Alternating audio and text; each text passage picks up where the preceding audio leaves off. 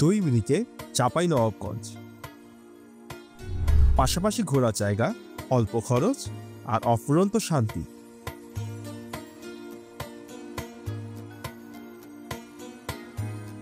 আসার details next ভিডিওতে বলবো। ঘুরতে বের হই ঠিক দুপুরে। চাঁপাইনবাবগঞ্জ সদর থেকে বাসে যেতে হয় শিবপুর। মেইনলি ঘোরার জায়গাগুলো ওইখানে।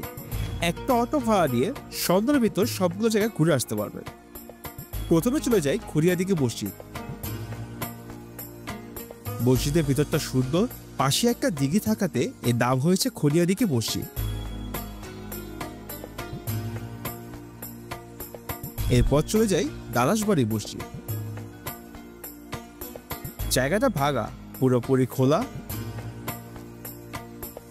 কিছু দূরে আছে দারাসবাড়ি মাদ্রাসা। দারাসবাড়ি মাদ্রাসাকে বাংলাদেশের প্রথম ইসলামিক বিশ্ববিদ্যালয় মনে করা হয়। মাটি খুঁড়ে এটা বের করা হয়। এরপর চলে যাই শাহ নিয়ামতুল্লাহর মাজার।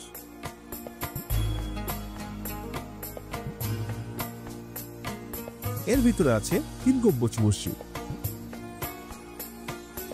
পুরো জায়গাটা একটা দিঘির পাশে বানানো।